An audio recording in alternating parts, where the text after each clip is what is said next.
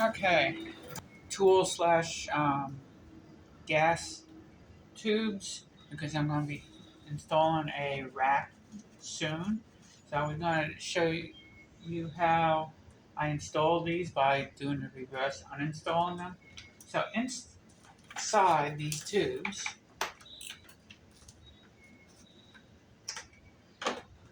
I store extra gas because this is a 300L, which has a small gas tank on it, 2-gallon gas tank.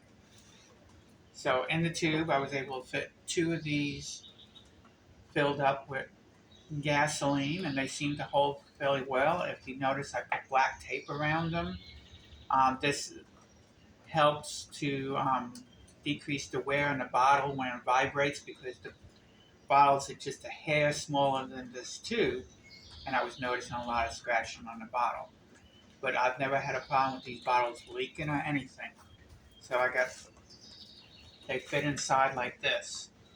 Whoops, this side.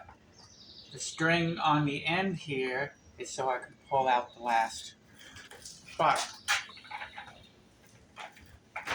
You notice the plug here is just a 3-inch sewer connector that I bought at Home Depot.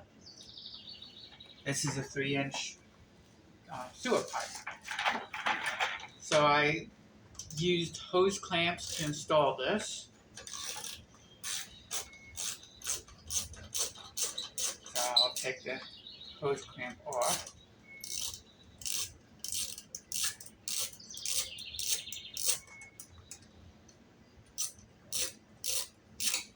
Under the hose clamp, I have a piece of inner tube, motorcycle, old motorcycle inner tube that I just cut to make it a round circle that fit over here. And that this way, when this gets clamped to the pipe, it doesn't scratch and holds the pipe better.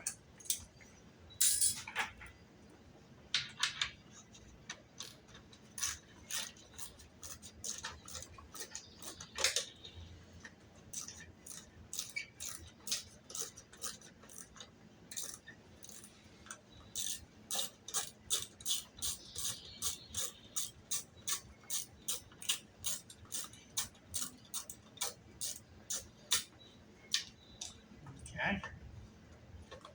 Here's the, I just removed the tube.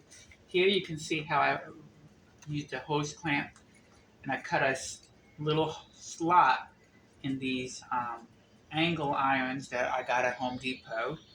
And you'll notice there's the nut for the bolt for the seat. So most dual sport bikes have like a handlebar or 2 bolts in the back. So you just space them out, whatever your bolt pattern has. Put these brackets on and have a slice like that. Also on this pipe, to save a little money, there's an end cap, a 3-inch end cap you can also buy at Home Depot. The end caps are, maybe 25, 35 cents a piece, maybe $1. Well, these are more like $5, $7 a piece, so I didn't want to put them on both ends. I also drilled a hole here around, and put zip ties to hold this in place. As you can see, one of them is already broken off from months of use.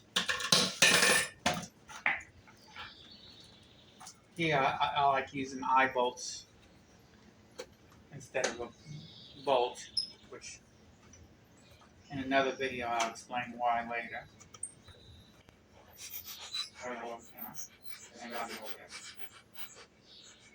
Okay, so here I had to bend the flange to skip the turn signal.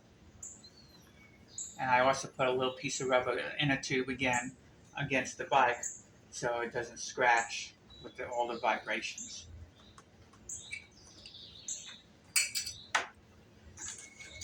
In the front, I did a little bit different. I think I need another socket. Okay.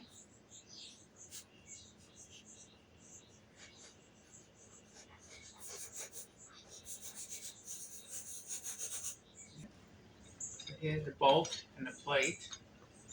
Now, I have a little spacer. You can find these spacers probably at Home Depot or Advanced Auto Parts or a kit of spacers I also bought at one time off of Amazon. So this is a spacer because the bolt goes too close to this, so I need to put that spacer to bring the flange back out. On some bikes you might need the spacer on the front and back, or may not need it at all. On my XT225 I didn't need it at all because I just put these two plates on where the rear handles were. And that's basically it. With these tubes you can, when you're sizing these tubes, make sure that you do the right height so you can stand two bottles together and along with this, and it fits snug. One of mine tubes was just slightly loose, which is good, okay. So what I did is I don't know if this is doing or not. I can't get my hand down there. But I put a little piece of foam inside there to eliminate that extra little gap and cushion it more so bottles are not rattling around. You probably don't, on a dual sport bike, you probably do not want the bottles rattling around as much. Okay, if you have any questions or comments, just put it in the notes below. Thanks.